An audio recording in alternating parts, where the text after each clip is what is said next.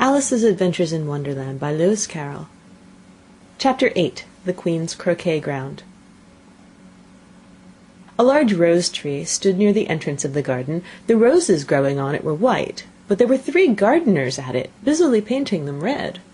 Alice thought this a very curious thing, and she went nearer to watch them, and just as she came up to them she heard one of them say, "Look out now, Five! Don't go splashing paint all over me like that!"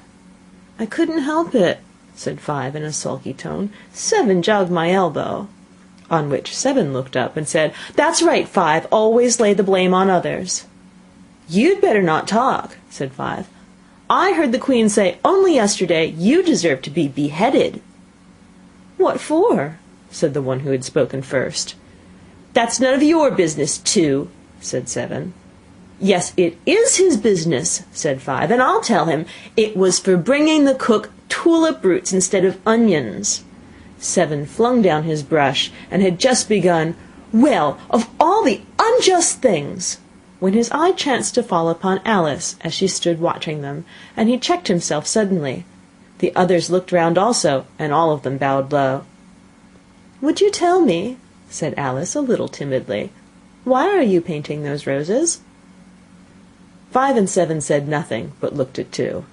Two began in a low voice, "Why, the fact is, you see, miss, this here ought to have been a red rose tree, and we put a white one in by mistake, and if the Queen was to find out, we should all have our heads cut off, you know. So you see, miss, we're doing our best afore she comes to—" At this moment Five, who'd been anxiously looking across the garden, called out, "The Queen! The Queen!" and the 3 gardeners instantly threw themselves flat upon their faces. There was a sound of many footsteps, and Alice looked round, eager to see the Queen. First came 10 soldiers, carrying clubs. They were all shaped like the 3 gardeners, oblong and flat, with their hands and feet at the corners.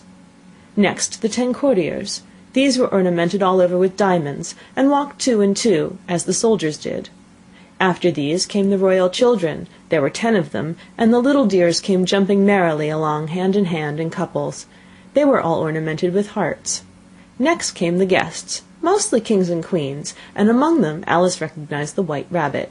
It was talking in a hurried, nervous manner, smiling at everything that was said, and went by without noticing her. Then followed the Knave of Hearts, carrying the king's crown on a crimson velvet cushion, and last of all this grand procession came the King and Queen of Hearts. Alice was rather doubtful whether she ought not lie down on her face like the 3 gardeners, but she could not remember ever having heard of such a rule at processions. And besides, what would be the use of a procession, thought she, if people all had to lie down upon their faces so they couldn't see it? So she stood still where she was, and waited. When the procession came opposite to Alice, they all stopped and looked at her, and the Queen said severely, "Who is this?" She said it to the Knave of Hearts, who only bowed and smiled in reply. "Idiot," said the Queen, tossing her head impatiently, and turning to Alice, she went on, "What's your name, child?" "My name is Alice, so please your Majesty," said Alice very politely, but she added to herself, "Why, they're only a pack of cards after all. I needn't be afraid of them." "And who are these?" said the Queen, pointing to the 3 gardeners who were lying round the rose tree, for you see, as they were all lying on their faces, and the pattern on their backs was the same as the rest of the pack, she could not tell whether they were gardeners, or soldiers, or courtiers, or 3 of her own children. "How should I know?" said Alice, surprised at her own courage. "It's no business of mine." The Queen turned crimson with fury, and after glaring at her for a moment like a wild beast, screamed, "Off with her head! Off!" "Nonsense!" said Alice, very loudly and decidedly, and the Queen was silent. The King laid his hand upon her arm, and timidly said, "Consider, my dear, she is only a child." The Queen turned angrily away from him, and said to the Knave, "Turn them over." The Knave did so very carefully, with 1 foot. "Get up!" said the Queen, in a shrill, loud voice, and the 3 gardeners instantly jumped up and began bowing to the King, the Queen, the royal children, and everybody else. "Leave off that!" screamed the Queen. "You make me giddy." And then, turning to the rose tree, she went on, "What have you been doing here?" "May it please your Majesty," said Two in a very humble tone, going down on one knee as he spoke, "we were trying—" "I see," said the Queen, who had meanwhile been examining the roses. Off with their heads!" And the procession moved on, 3 of the soldiers remaining behind to execute the unfortunate gardeners, who ran to Alice for protection. "You shan't be beheaded," said Alice, and she put them into a large flower pot that stood near. The 3 soldiers wandered about for a minute or two looking for them, and then quietly marched off after the others. "Are their heads off?" shouted the Queen. "Their heads are gone, if it please your Majesty," the soldiers shouted in reply. "That's right," shouted the Queen. "Can you play croquet?" The soldiers were silent and looked at Alice, as the question was evidently meant for her. "Yes," shouted Alice. "Come on, then," roared the Queen, and Alice joined the procession, wondering very much what would happen next. "It's a very fine day," said a timid voice at her side. She was walking by the White Rabbit, who was peeping anxiously into her face. "Very," said Alice. "Where's the Duchess?" "Shh, shh," said the Rabbit in a low, hurried tone.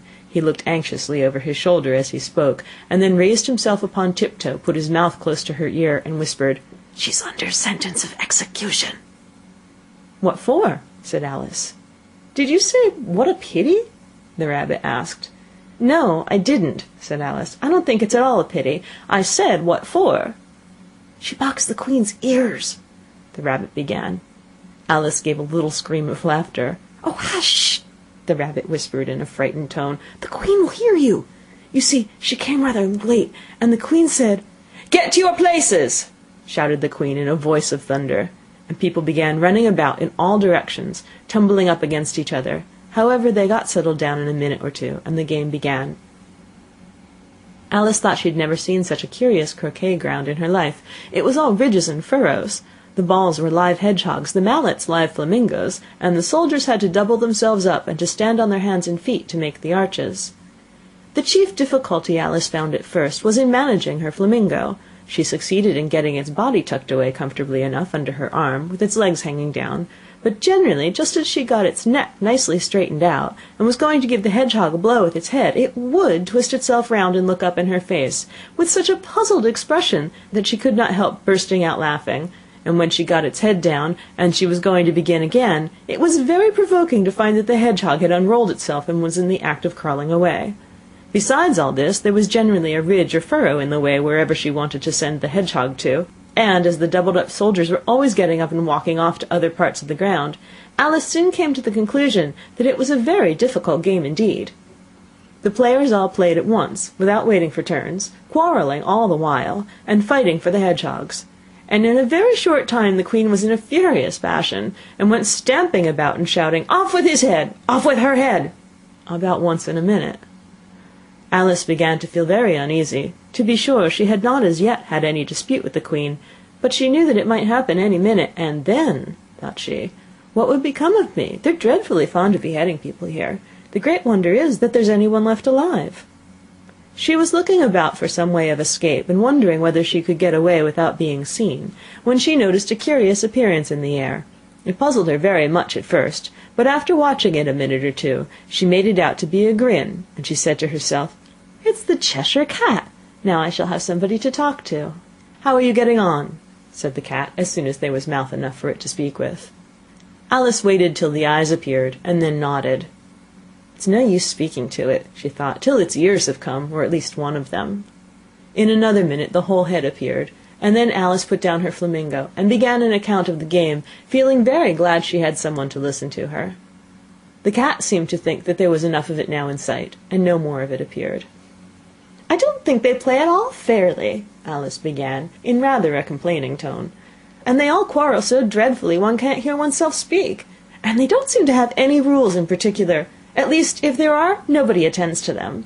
And you've no idea how confusing it is, all the things being alive. For instance, there's the arch I've got to go through next, walking about at the other end of the ground. And I should have croqueted the Queen's hedgehog just now, only it ran away when it saw mine coming."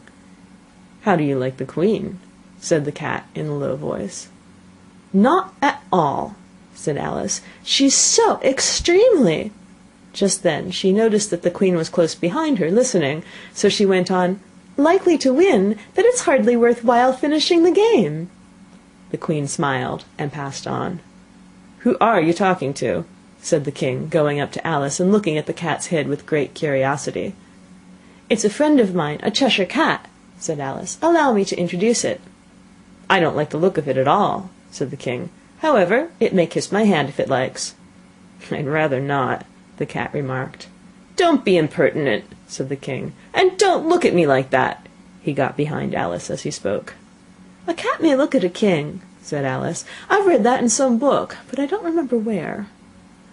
"Well, it must be removed," said the king very decidedly, and he called the queen, who was passing at the moment. "My dear, I wish you would have this cat removed." The queen had only one way of settling all difficulties, great or small. "Off with his head," she said, without even looking round. "I'll fetch the executioner myself," said the king eagerly, and he hurried off. Alice thought she might as well go back and see how the game was going on, as she heard the queen's voice in the distance screaming with passion. She'd already heard her sentence 3 of the players to be executed for having missed their turns, and she did not like the look of things at all, as the game was in such confusion that she never knew whether it was her turn or not, so she went in search of her hedgehog.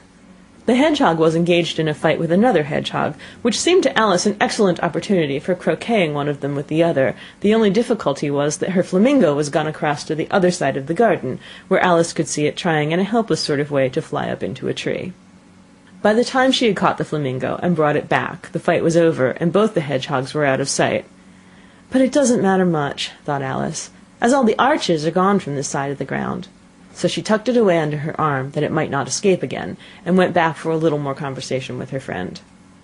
When she got back to the Cheshire Cat, she was surprised to find quite a large crowd collected around it. There was a dispute going on between the executioner, the king, and the queen, who were all talking at once, while all the rest were quite silent and looked very uncomfortable. The moment Alice appeared, she was appealed to by all 3 to settle the question, and they repeated their arguments to her, though, as they all spoke at once, she found it very hard indeed to make out exactly what they said. The executioner's argument was, you couldn't cut off a head unless there was a body to cut it off from, that he had never had to do such a thing before, and he wasn't going to begin at his time of life. The king's argument was, that anything that had a head could be beheaded, and that you weren't to talk nonsense. The queen's argument was, that if something wasn't done about it in less than no time, she'd had everybody executed all around. It was this last remark that had made the whole party look so grave and anxious.